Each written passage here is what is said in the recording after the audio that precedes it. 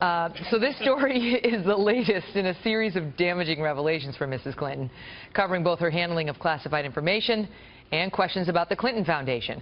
Along with those revelations, we've seen a gradual but steady erosion in her poll numbers.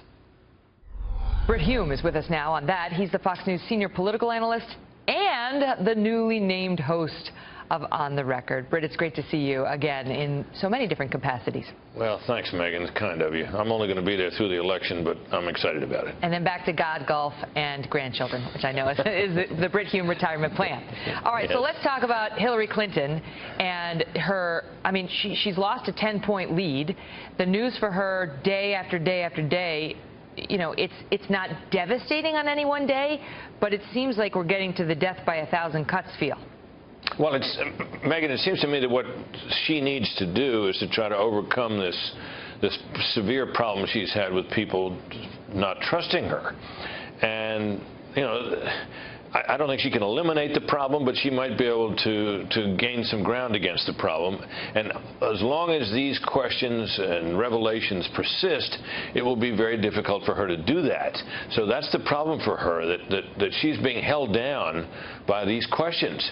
And, you know, it could reach the point where people just decide, you know, I just can't vote for this woman. Mm-hmm. And at which point they look at Donald Trump and say, can I vote for him?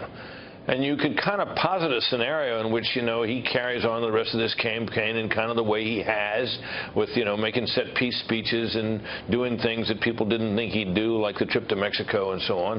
And he might gain enough ground to where, you know, he wins the election. Mm-hmm. It's within the realm of possibility as we look out from this day. Now, so how big an impact do you think things like this email scandal have had on her? Because it doesn't seem like, other than the email scandal and the Clinton Foundation, you know, Trump is going after her on that many issues. But those issues refuse to die.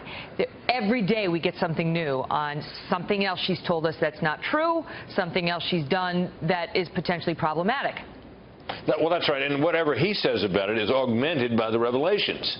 So, you know, people, you know, they hear him talking about it, and they may or may not, you know, respond because of him. But when what he is saying is buttressed and reinforced by revelations of the kind that we've had just in recent days, you know, they keep finding more of these emails. She was supposed to have turned them all over. They keep finding out that there were more devices than she claimed that she had.